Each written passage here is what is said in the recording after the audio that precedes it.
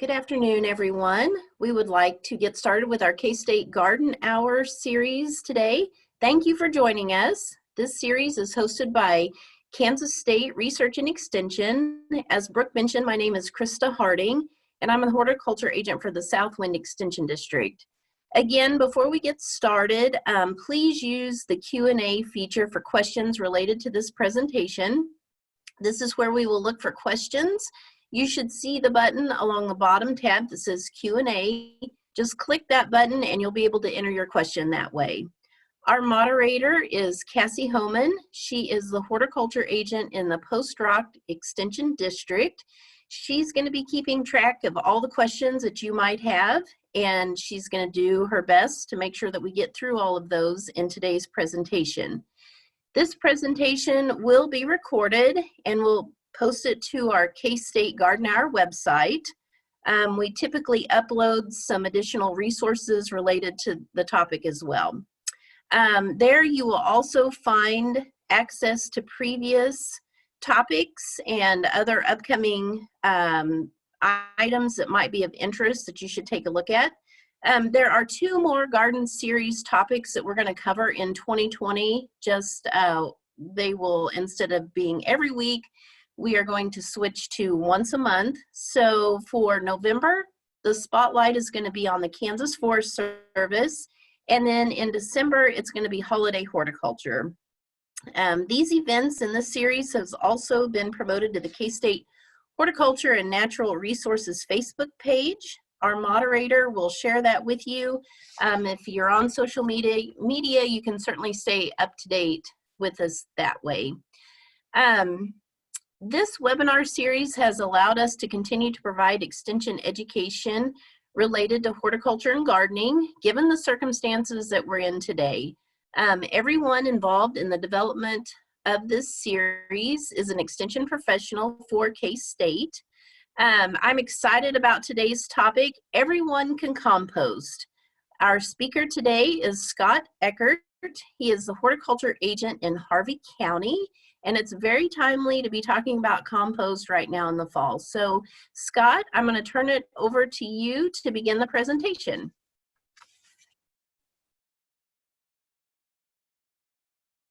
I think you're muted.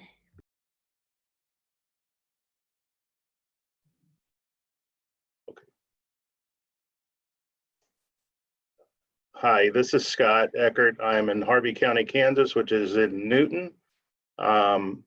As I look out the window this morning, I noticed I had a few leaves on the ground, and as I look a little further out across at the neighbor's place, they have a whole lot more leaves on their ground. This isn't their house, but as you can imagine, it would look something like this about this time of year. And if it doesn't look quite like this, it soon will be. It is that time of year. Trees put out about 22,000 leaves a year, and all of them fall down, at least on the deciduous trees every year. So hey, Scott, we have a lot of. Are you trying to screen share? Did we get your screen shared yet? I thought I did that, sorry. No, you're fine. Yeah, it might not have gone through, so just checking in on you. So I need to share here, right? Yeah.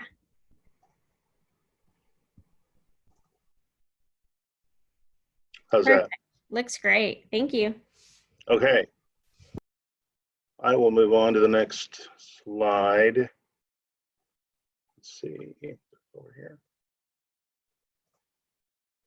Okay.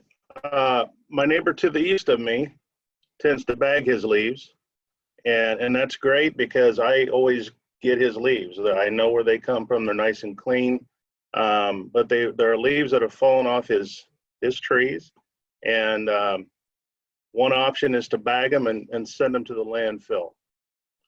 We have lots of leaves and endless bags of leaves, in fact, that fall to the ground every year. Again, I mentioned mature trees average about 22,000 leaves, and that's a lot of leaves, so we have to deal with them somehow. Some people will choose, like my neighbor to the south of me, he likes to mow his leaves in, and this works great. He has oak trees, and he can, in just a matter of an hour, he can eliminate a lot of leaves on the surface of his lawn by chewing them up with the lawnmower and dropping them back down to the surface. That's how he chooses to handle his leaves. Some people take their leaves and they put them around vegetables. Very common, and this is also a very inexpensive source for mulch for vegetable plants. Some people that have an orchard, in fact, will use leaves as mulch to keep weeds down and keep moisture in the soil around those trees where they're growing. What about composting, though? So this presentation is about composting leaves and many other things. What is composting? It's a natural way of returning plant matter to the soil in the form of humus. And it is a biological process which microorganisms convert organic materials into a dark, humus-rich, soil-like material. Over time, shredded leaves and grass clippings transform into a nutrient-rich compost fertilizer for your garden and to build up your soil. Humus is a black or brown mass of partially decomposed organic matter in the soil. It improves the fertility and water retention. It encourages granulation, structure, and drainage in all soils. If your soil is high clay, it helps water infiltration. If your soil is high sand, it will help your soil hold moisture and nutrients better. It's a good thing to put in your soil no matter what kind of soil you have. But why do we compost? Well, recycling garden and yard waste it recycles garden and yard waste into a valuable resource. It enhances soil physical and chemical properties. It adds nutrients to the soil. It saves money. You are not spending money on fertilizer if you're composting at home. It reduces the amount of waste going into landfills and improves the environment.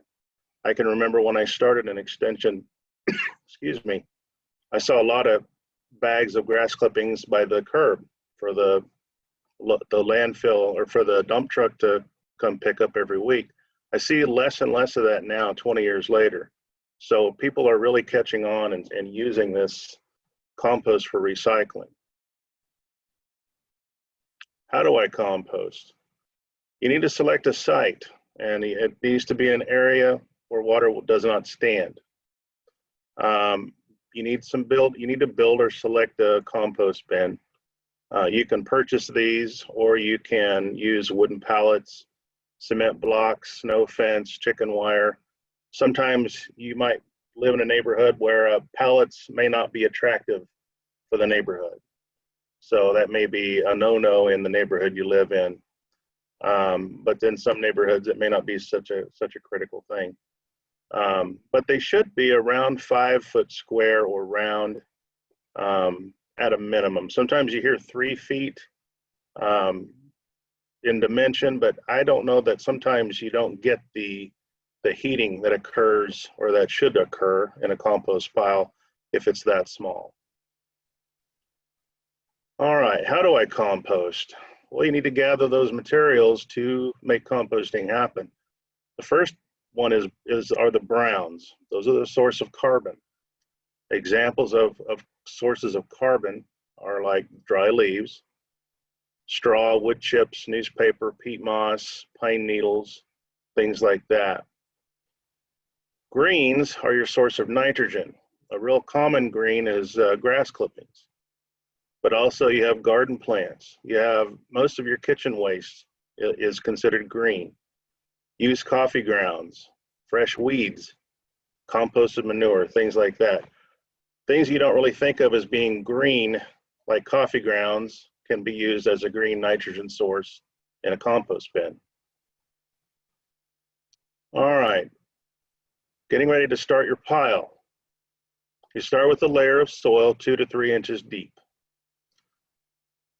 Then you add organic matter in layers 2 to 3 inches deep. That would be like for fine grass clippings, that type of thing. Then you add a layer 2 to 8 inches deep of browns, And those are usually, if it's a coarse material like straw, then you can add a thicker layer. So you can go 8 inches deep for straw, but keep the greens a little bit narrower, a little less thickness to the green layer.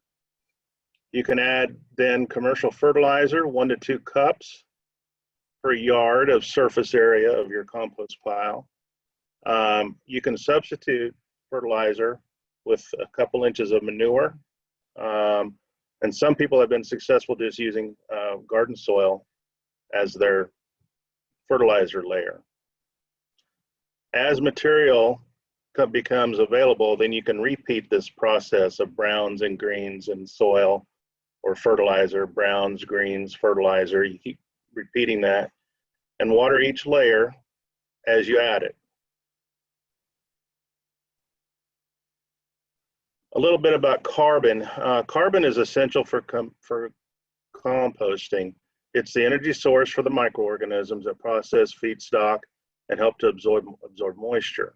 In most cases, you'll need at least 1 part brown material for every 3 or 4 parts of green, food scraps, grass clippings, etc.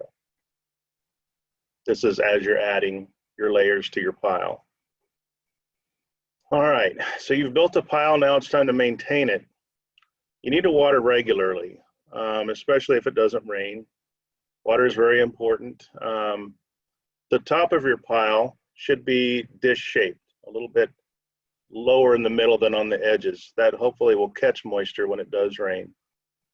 And turn the material with the pitchfork every week or so. Decomposition creates heat.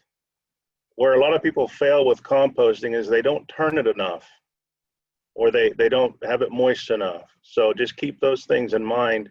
Don't forget about it when it's 105 degrees outside. So, all right, what happens? Well, there's a complex web of organisms, bacteria, fungi, and insects that break down the material into humus. When is it ready to use? Well, 4 to 6 months should get the job done after starting the pile. It should be dark, moist, and crumbly. It should have the odor of moldy leaves or like a rich earth smell. It isn't soil, but it will very much so look like soil when you're done. All right, nature has provided an army of workers who specialize in decomposing organic material. Bacteria, fungi, molds, earthworms, insects, and other soil organisms eat organic and inorganic material and convert it into nutrients for plants to utilize. The process of composting is simply a matter of providing the soil organisms with food, water, and oxygen, and then they do the rest. So you don't really do a whole lot with this other than turn, keep it moist, and keep adding material to compost. All right, temperature and moisture. The optimum temperature range is 140 to 160 degrees Fahrenheit. And I've noticed recently as I read about composting and things like this, I'm seeing more 150 to 160. So if you want to lean that direction, 150 to 160 is very acceptable in this temperature range. Ideally, home compost piles should contain 40 to 60% moisture. It should feel as moist as a wrung out sponge. So a little science behind it, but not a lot of science behind it. This is why everybody can compost, because everybody knows what a wrung out sponge feels like. All right, now we've made our compost. Now it's time to use it. What you should do is apply 50 to 100 pounds per 100 square feet and then till it in. Till it in at least 2 or 3 inches. If you are planting vegetable and flower gardens, you can mix about 1 inch of the compost into the top 3 inches of soil. If you are top dressing over your lawn, which, yeah, you can do that with compost. It's not the easiest process, but it can be done. There are ways to do that, and I have a few slides that later on that kind of look at doing that. You can also mulch around your trees 2 or 3 inches worth with your mulch, with your compost. All right. If you're planting rows, like in a vegetable garden, put a band along the bottom of a row before you plant. So like maybe a row of beans or a row of corn. Several shovelfuls in the bottom of planting holes. This is especially beneficial for tomato plants, perennial flowers, trees, and shrubs, just about anything. The slow release of compost works very well through the early growth period. It's very hard to burn plants with compost. You can take compost and top dress over a row to prevent crushing of the soil. You can mix it with water to form a substitute for soluble fertilizer solution. Instead of using a commercial product where you mix with water and it turns blue, you can use compost, mix it about equal parts compost and water, and let it sit overnight before you use it. Works very well for a good starter fertilizer or soluble fertilizer solution. Well, as with anything good, there are always some things you shouldn't do. Some composting don'ts. Don't use meat or dairy or fats or oils. These are things that can all attract varmints. They could be raccoons or birds even, or neighbors' dogs, cats, things like that. Do not compost using cat or dog feces or any litter box material. Don't add weeds that have gone to seed. Don't add diseased plant material. And don't add Bermuda or quackgrass, because those are very tough plants to kill out of a compost or out of a garden after you've gotten it into your compost. All right, compost problem solving. Odors. If you have an odor, it's time to aerate the pile by turning. If you still have this issue, you may need to add some browns, such as dry leaves, wood chips, things like this. If it's not heating up, which I see that happen a lot with people, they probably need to add more material, maybe add some water while they're turning. Add green, which is of course nitrogen material. Grass clippings will heat up pretty quick when you add those to a compost pile. All right. Organic matter is made up of substantial amounts of carbon and a little bit of nitrogen. And the balance of these two elements are the carbon to nitrogen ratio. For best performance, the compost pile, or more to the point, the composting microorganisms, require the correct proportion of carbon for energy and nitrogen for protein production. So the carbon and nitrogen ratio is kind of critical in the composting process. Scientists have determined that the fastest way to produce a fertile, sweet-smelling compost is to maintain a carbon to nitrogen ratio around 30 parts carbon to 1 part nitrogen, or 25 or 30 to 1. If the CN ratio is too high, which is excess carbon, decomposition slows down. If it's too low, in other words, you have excess nitrogen, you'll end up with a stinky pile, a very stinky pile. If you've ever smelled a pile of grass clippings that have just been put on the ground for a day or two, you will know what I'm saying, because that smells very bad. All right, an interesting look here at carbon to nitrogen ratios of some common things that we might have around, if not around the house, in the neighborhood maybe. But like your common food scraps, the carbon to nitrogen ratio is 7 to 1. Grass clippings, it's 19 to 1. Rotted manure is 20 to 1. Oak leaves are 26 to 1. They are almost that ideal CN ratio. Various other leaves are going to run 35 to 85 to 1. Straw is 80 to 1. Farm manure is 90 to 1. Sawdust, weathered 2 months, is 625 to 1. It will take a long time to break down sawdust. In other words, it'll need a lot more green than many of us can produce, probably. So it'll take a lot longer. But like a common newspaper is about 170 to 1. All right. I like to put this screen up because the next thing on my list are things that we don't think about composting that we actually can compost. So paper napkins can be composted. Pet hair. Well, we know leaves can compost. Garden soil, corn cobs, Jell-O can compost. Let's see, potato peelings, unpaid bills, weeds, hair clippings from the barber, lint from behind the refrigerator, popcorn, wood ashes, tea bags, eggshells, grapefruit rinds, houseplant trimmings, old pasta, fish meal, the Sunday comics, wheat straw, peat moss, old spices can compost. Kleenex tissue, soy milk, melted ice cream, flower petals, Q-tips, old flower arrangements, Elmer's glue, bone meal, citrus waste, stale potato chips, old leather gardening gloves, hog manure, nutshells, clover, moldy cheese, but I wouldn't use that in a large amount. It'd be a small amount. Shredded cardboard, bat guano, apple cores, electric razor trimmings,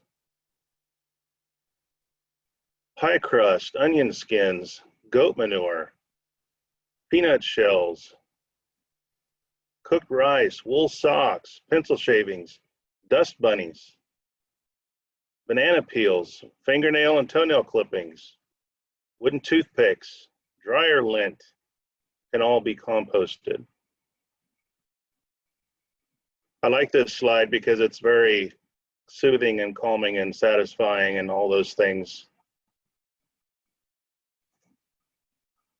The average home produces 40 pounds of dust bunnies per year. A few other things, fruit salad, soggy Cheerios, feathers will compost. Outdated seeds, macaroni and cheese, old beer, horsehair, fish bones, produce trimmings, cardboard cereal boxes, and grocery receipts. Okay, a lot of stuff can compost, a lot of things you may not have thought about in the previous slides.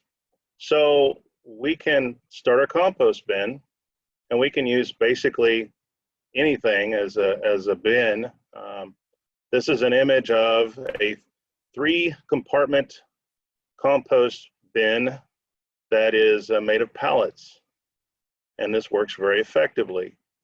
You start, in this case, you start on the left, you fill that side up, you turn it to the center, and as you're turning it, you're aerating, and it's going to reheat and start the composting process again. And that's probably 2 weeks to a month after you began, and then 2 weeks to a month after you turned it once into the middle, you turn it again into the 3rd compartment. And it's finer, granulated, looks like soil. It really looks outstanding there. But that's a simple 3-tier or 3-level bin that would probably not cost a whole lot of money to put together. All right, there are some other ways to compost that are simple. And one of those is called pit composting or trench composting. And basically this one's good for kitchen scraps.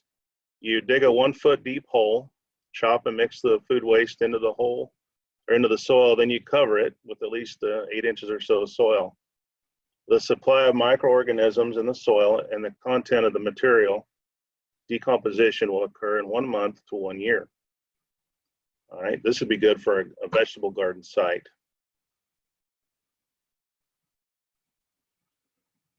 There's some concern about the juglone toxin in walnuts, and it is toxic to certain vegetable plants, and tomatoes are one of them. I think the consensus these days is that you're adding enough other material besides walnut leaves that it's probably not going to be a big problem. So I wouldn't shy away from black walnut leaves, but that's also providing you have oak leaves and other, maple leaves, things like that to add to it. So don't be afraid to do that. Another way to add organic matter to your soil, this is another form of composting, but basically you are adding straw, sawdust, leaves, whatever to the surface of soil, and then you're tilling it in. You're working it in by hand, and this is effective. In fact, this is how my dad does his composting for his gardening. So this does work. The harder your soil, the harder this is, but this is another way of doing it without making a compost pile. And then there's, you see a lot of composting machinery or composting bins that are promoting quick composting. And basically you have some very finely shredded material that's pre-mixed with a little bit of soil, and it's placed in a bin or bag, and it can compost in about a month or so. When it's colder, it takes longer. It does require some special equipment. I've always kind of been suspicious that it doesn't always work like it says, but you do get compost quicker. And I do have a couple of examples. This is one of, I'm not going to say the name, I have it written up there, but well, I'll just say it. It's a compost tumbler, but there's a lot of other, I think Mantis makes one, and but I don't have a picture of Mantis, but this is one that I remember advertising when I was young, and it's a rotating barrel with a door and a lid and holes for aeration, and it can rotate and supposed to provide you compost very quickly, and some people really like these kind of pieces of equipment. This is one called the Earth Machine. You're basically, you're building your compost pile inside this bin, and you're supposed to get this nice product here out of the bottom. And it starts at the bottom. This is just a diagram inside of that Earth Machine. They start with sticks, a little bit of aeration there at the bottom. Then they go with a layer of browns and a layer of green, a layer of brown, a layer of green, on and on and on. And supposedly you get this nice, perfect looking product at the end. And this does work. And you probably have to turn it maybe a little more than it might say. And it's kind of an attractive bin. It's not made out of pallets, so it's a little prettier than the pallet bin is. So this is just another. I've got a few pictures of some things of models you can buy and try. This is the Aero 3-stage, the Aero Plus 3-stage compost bin. It's got different stages of the decomposition process inside the bin, and out the bottom is the final product. And I do not know anybody that has one of these, but I just like the looks of it, and put it in the slideshow. And this is somebody that is just utilizing resources and building her own compost bin out of leaves or out of wood and chicken wire. And this works just fine too. All right, some people have used bricks to make compost bins. They shouldn't blow away. A lot of weight there, plenty heavy, and it's a good way to use a good way to recycle a baby gate if you have an extra baby gate laying around your house. So it's just a unique way to recycle things. This is a food grade barrel, 55-gallon barrel that's been made into a rotating. You can't see very well at the bottom of the picture, but it does rotate. I think you physically have to rotate it where it is, but it's got a lid on it, and you put your compost in there just like you do with the Mantis product or the compost tumbler, and you will get compost quicker than just in a pile. All right, this is a lady demonstrating another drum size, a smaller drum, but it's rotating on an axis, and she can rotate that anytime as long as it's heating up. and breaking down, the rotation will help. You got to make sure it's heating up and breaking down for these kind of homemade ones to work, or for any of them to work for that matter. This is one, I call these those little round toy boxes that you put toys in at the end of the day, but they've put it on an axis, and they're put two together on an axis on a wooden frame, and they can rotate it, and they can make their own compost like you would in a mantis again. All right, this is a wooden compost bin. It looks to me like this is one you would make, maybe put some kind of a water seal or something to that effect on the wood to help preserve it a little longer, because moisture and wood, of course, don't go together very well. So you'd make sure you want to do that. But this one does rotate on an axis, and has a big lid at the top, and you just rotate it whenever it starts heating up, and hopefully it works just like all the others do. A lot of examples of homemade bins. This one has it rotates on an axis, dumps out into a bin at the bottom, which is kind of nice and convenient that way. It looks like a pretty simple one somebody could make. This is one, it makes me think of the person that made it also worked at an amusement park. They have put the 3 barrels on an axis. So they have an axis on axis, and it can rotate a couple different ways. And I think this would be kind of a fun one to have. You might get dizzy watching it, but it would be a fun one to have. But it should break down compost just fine. Then you can find some things online, like or at garden centers. This is a composting sack. You put compost in there and moisture, just a little bit of soil, just like you would in a bin, and you have it in a sack, and you can rotate this sack, roll it around, whatever you want to do, or you could just sit it in a one location, and it should break down for you. If not, you're going to have to do some moving of it or rolling it around or something to that effect to get it to work. I have not tried one of these. It's on my one of my list of things to do. All right, we mentioned the temperature needing to be 140 or 150 to 160 degrees for breakdown to occur. The pile, your compost pile is supposed to shrink within a matter of a few days to a week or two. When that occurs, it's composting properly. And there are ways to check the temperature to make sure it's heating up. And of course, this is a temperature gauge, so that's an easy one. But you can also stick like a coat hanger, wire hanger, straighten it out, stick it in the middle of the pile, pull it out, and check, just feel it to see if it's getting hot, heating up. And that's another way of checking. You don't know the temperature, but you know it's heating with that kind of a method. All right, ways to turn compost. This is a compost crank, and it reminds me of one of those, a dog leash, tie down to leash out a pet. But this is a compost crank. You just crank it down into the middle of a compost pile like you're drilling wood by hand.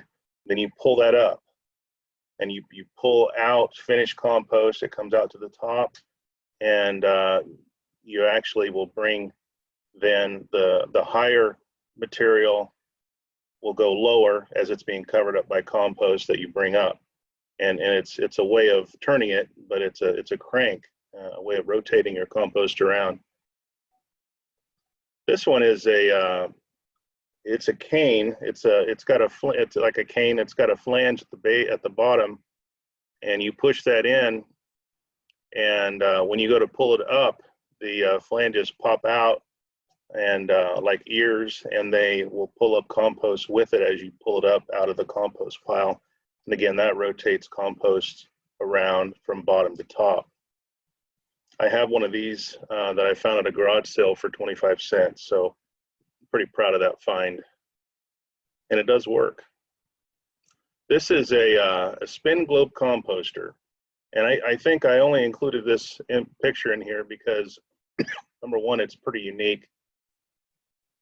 And number two, I mean, it looks like the Death Star from Star Wars. So it's kind of a fun one to see. And I have seen these I have not seen anybody actually rotate one, but it's a spin globe composter. So if anybody wants to try one of those and report back to me, I would be interested in hearing how it works.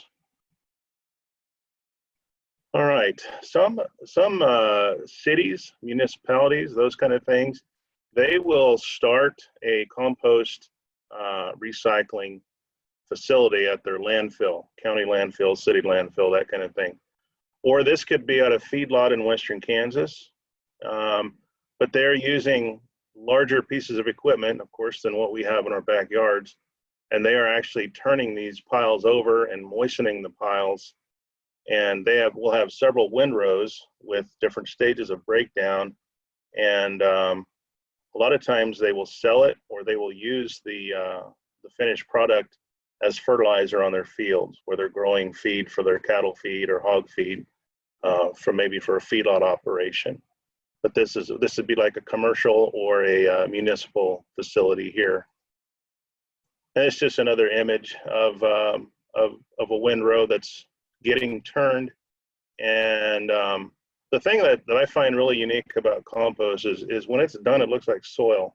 So you really kind of think, is this really compost? But if you, the one that put it together and made the compost, of course, you know it is really compost. But it's a unique process that just all kinds of benefits to making compost. This is turkey compost, and this is you can see all the feathers in this one. This is a facility, I believe, in Illinois, and it's a large turkey operation. And of course their big market is Thanksgiving, and if they're processing turkeys or whatever, they end up composting a lot of that material, just like cattle feedlots do. This reminds me of a combine out in the wheat field, but it's a commercial composter, probably very expensive too. But they're adding moisture, turning the compost over, and it's just a humongous machine that I don't know of anybody doing with a machine like this around here, but obviously this is some serious composting going on. All right, for the homeowner, there are some pieces of equipment walk behind that you can use to apply finished compost to a lawn, for instance. This company, Intervale, is out of Vermont, and this is just a walk behind compost spreader for lawn application. This is a tumbler type of thing, a tumbler spreader. And again, you open one end and you put the compost in and you roll that across your lawn. And when you're done, when it's empty, you just start over, and it lays it out very evenly, and a lot better than just a shovel would do. So interesting, different kinds of equipment there. This is an applicator with a motor to apply compost either to a lawn or garden. This is a unique one. It's a vibrating thing that spreads it out like a manure spreader type of thing would in a field, but it's for lawns, and it works very well. But I always include a picture of a shovel in a presentation, because the shovels don't fail. They don't spread evenly sometimes, but they are still effective in processing and spreading out compost. These are larger rotary spreaders, and the bottom picture is a team of, I believe, mules pulling a large rotary spreader in a pasture. And so if anybody seriously into maybe organic production, or it doesn't even have to be organic, if you're just spreading large amounts of compost around, this is one way of doing it. And oftentimes, grandma would have a bucket in the kitchen for the scraps from leftover from when she would be cooking. And when she was ready to take it out, the bucket of banana peels or potato peels or whatever, she would, walk out to the pile of compost that Grandpa had. And these days, you can get these compost pails for your kitchen. They have a carbon filter or a charcoal filter in the lid that keeps it smelling pleasant versus smelling like garbage. So this is what you would use to carry garbage out to a compost pile. All right, oftentimes your compost comes out a little chunky out of the pile, and sometimes you need to sift it. Or if you're using compost as an additive to potting soil, you're going to start some seeds, for instance. Sifting is very helpful in breaking up the larger pieces of compost to use in smaller particles for the different applications in your plants and vegetable production, that kind of thing. Okay, well, as I said when I started, I thought composting is for everyone, and that was the title of the program. So with that, I am done with the presentation, and I'm willing to take any questions. Thank you, Scott, for sharing your knowledge with us today. I definitely found that some of those items you said that we can compost around the house to definitely be interesting. So we will begin with our Q&A session and answer as many questions as we can until about 1 o'clock. So Cassie, I will turn it over to you to start with the questions. Okay, sounds good. That was awesome. Thank you, Scott. There are quite a few questions, so we'll go ahead and get started with that. We've received a couple about how to keep critters out, rats. How do you keep those out of your compost bins? The rats and mice is hard outside. If you can avoid using like meat scraps and cheeses and fats and things like that, that will help. I don't think you're going to keep them out 100%. Having a cat around may be a good idea to help with that. Okay. And then we have a couple about like composting in winter and if you should turn it less frequently when it's cold or below freezing. Just tips for composting in the cold. Okay. I don't know that I would slow down composting, but just due to the nature of in the winter, you have less grass clippings. Eventually you run out of leaves leaves quit falling, you get them all cleaned up, and but if you can keep it moist and if it's heating up properly, composting will continue, but it will be slower. You just got to monitor it maybe a little bit more to keep it going, and make sure your greens are in there. But it does slow down. It's very normal for composting to slow down in the winter. I don't know if that answered your question or not, but you still need to continue to work your compost. Okay, then we have a question about the C to N ratio. Is that by weight or volume? It is by volume. So I wouldn't be so concerned with the number. I would be more concerned with like 3 or 4 parts carbon to 1 part of nitrogen. So like 3 shovelfuls of leaves to 1 shovelful of grass clippings, for instance. That's probably a little bit more, a little easier to explain it. Because there is a very high level of chemistry involved in composting that I don't know and I don't get into, but I do know that when you have the right amount of greens and browns, you build your piles like what I had mentioned in here, you will have you'll have a pretty good compost pile going, and it's always a little trial and error. It's always going to be trial and error for you.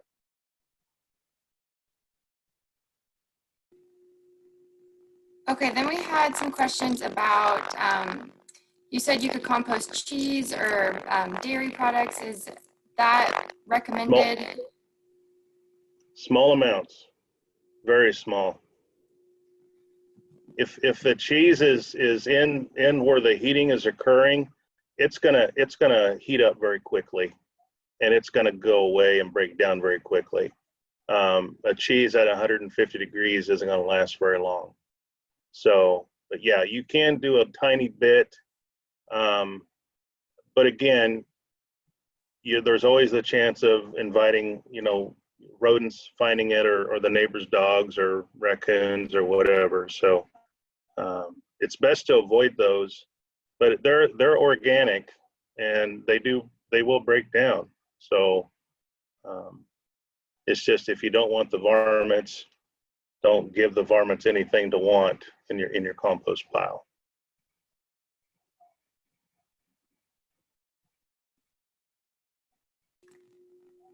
All right, thank you. And then about the placement of the compost pile, does the sun play a factor in that, or where's a good location? Well, a good location is probably close to where you're going to use it, and that probably will be the biggest role in your picking a spot. But full sun is fine. Shade is fine. Most people in the backyard are going to have a little bit of both, and you know, the heating process may be a little slower in the shade, and that's really, I don't think it's really that significant of a factor. But yeah, I think having it close to where you're going to use it is a good thing, though. Okay, someone has a plastic compost bin. Should they take the cover off during the day? If it's got plenty of, well, not necessarily. If it's needing moisture and it's going to rain, I would take the lid off. I mean, the lid is on there for appearances, but it will, if you have plenty of moisture in that bin, the lid will prevent more moisture from getting in. So you may not want to take it off on a rainy day, or if it's too dry and needs water, you'd want to take it off and let it rain into the bin, let that moisture get in there. Do you have to take it off? No.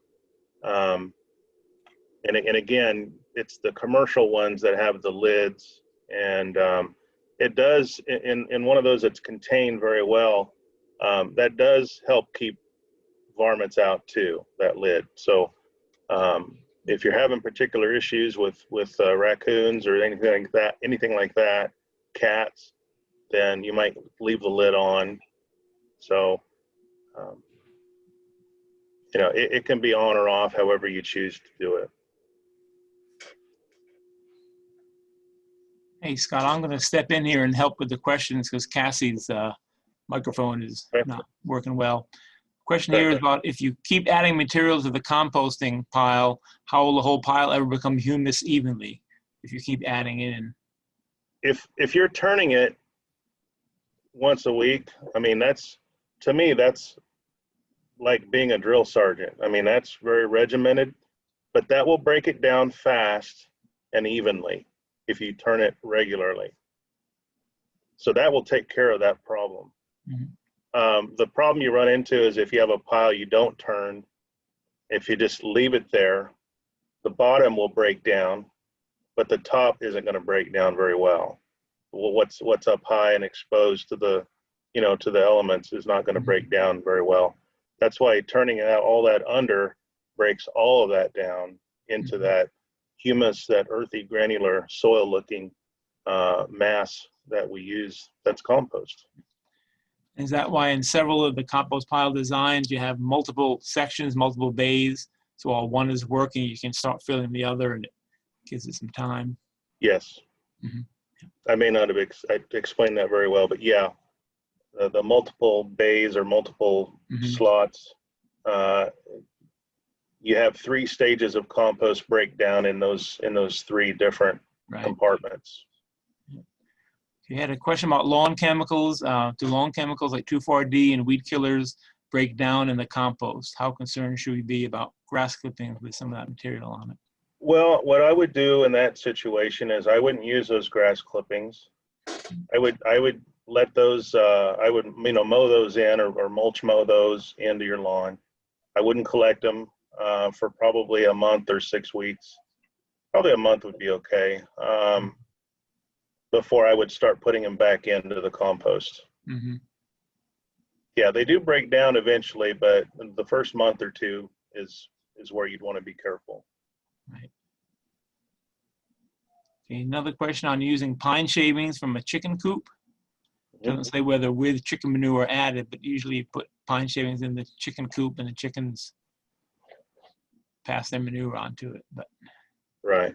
I mean, it's you got wood and you got paper. Those are going to be pretty high in carbon, so they would need some green to counter that. And again, if it's in there and it gets turned, it'll break down really nice, really nice. Mm-hmm. Like I said, it's pretty hard to make a compost that's going to be too hot for a garden. It's not too strong or too much nitrogen in there. Right. It's really hard to do that. Mm-hmm. Okay, another question. It says you acquire and therefore need to add materials daily into the compost pile while it's breaking down. And this person has trouble seeing how the required amount of materials needed to make the layers all at one time. Like you add one layer of greens from the kitchen, do you need to add your browns right away, or can you wait a little bit till you get some straw or leaves ready? Yeah, if you can wait. If it takes you a couple weeks to accumulate enough leaves, then you could just wait a little while to really begin. But you don't have to build it all at the same time. Mm-hmm. If you have it all ready, that's nice and convenient to do that. But a lot of families, this is where this is all coming from, is from a single family home, and they may not have everything at one time. But when you mow, you can collect a lot of grass clippings, and when you're raking leaves, you can pick up a lot of leaves. So fall is a good time where you could have all those things at one time. And there would be, like, December maybe, or January may be tough, February. There's some months in there that will be harder than others. Some will be very easy to do that.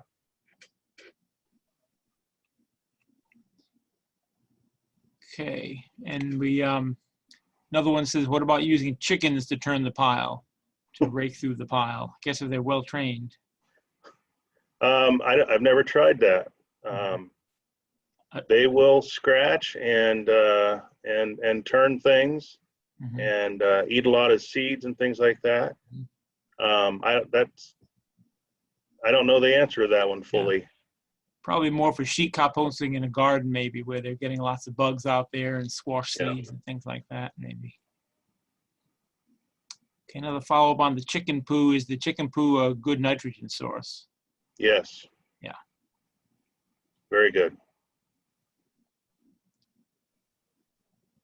Yeah, and one of our audience members endorsed that about using chickens. They are terrific. Okay, I'm not seeing any more new questions that have not been answered yet. Do we have any other questions to add to the Q&A? Oh, there comes another one. Okay, this person wants the compost, but they don't have a garden. What should I do with it? You don't have a garden and you want to compost. Do you know somebody that gardens that you can make compost for? Mm-hmm. Do you have any house plants? You can make compost for your house plants. Mm-hmm. But probably if you're not gardening, you're probably either, if you have a few container plants, or somebody maybe that where you can give it away. What about That might be the landscape thing. plants for mulch? To use around trees or shrubs for mulch in the landscape? Could that be a possibility? Oh yeah, yes. Yeah. Shrubs, trees, flowers, anything in your lawn that can be used for the lawn, just as easy as anything. Mm-hmm. Okay, another question. What about dung beetles and horse manure? I'm not sure what about them. I don't. Well, horse manure will break down. Mm-hmm. Horse manure will break down and can be used as mulch or compost. Right. Any concern about the dung beetles in the horse manure? I'm not aware of any. Yeah. Another question on remind us how often to water and turn the compost? Well, there are some theories on that, but what I explained in this presentation was turning it every week. And that's the fastest way to break it down without using like one of the compost tumbler or the mantis tumbler that you can turn and rotate.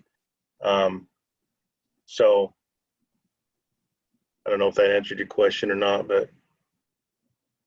So about weekly rotations and then weekly. Water when dry, when we don't get rain. Now, if you don't get it every week, if you can do it once a month, it'll still break down. It'll just be slower.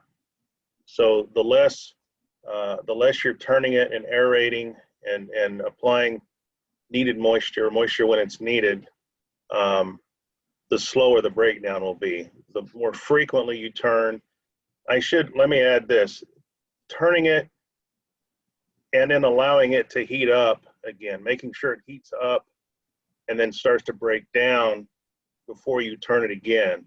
So you're looking at probably, if it's working nice, really good, you're looking at about 3 days to heat up anyway. So, but it may be a week to heat up, right, and then turn it, but then, turn it over.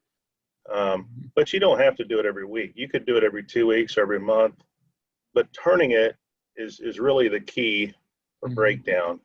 And a static pile will only break down the lower part of that pile. So you're not really, it's breaking down, but it's not breaking everything down. Right. So you're not killing the weed seeds that you really ought to be killing if you're not turning it. So by turning it, you are properly creating compost as quickly as it can be done in an outdoor type of setting. Especially for most home gardeners. Especially in cooler weather, their whole reaction slows down, so you can probably go to every couple of weeks or once a month. Yeah, it'll slow down in the winter. It depends on a lot of things. It depends on the amount of greens you have in there, the nitrogen and the moisture. There's just a lot of variabilities there, but it's you can challenge yourself too to try to keep it going and see how fast you can break it down. Yeah. But you can do it however you choose. We had a question that got over into the chat box that I just noticed. This person had Bradford pears that were affected by hawthorn leaf rust this year. Should she compost or bag these for the trash to be taken away?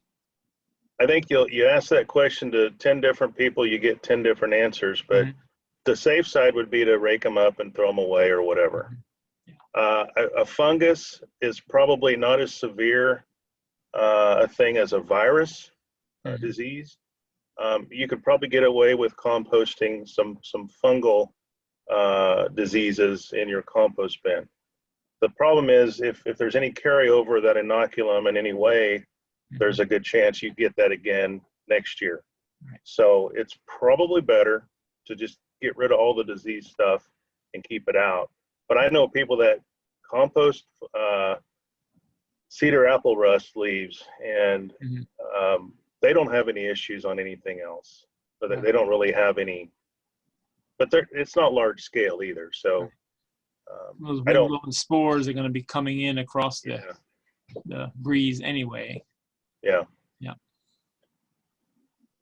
Okay, we just have another minute or two left. Are there any other questions that folks would like answered today?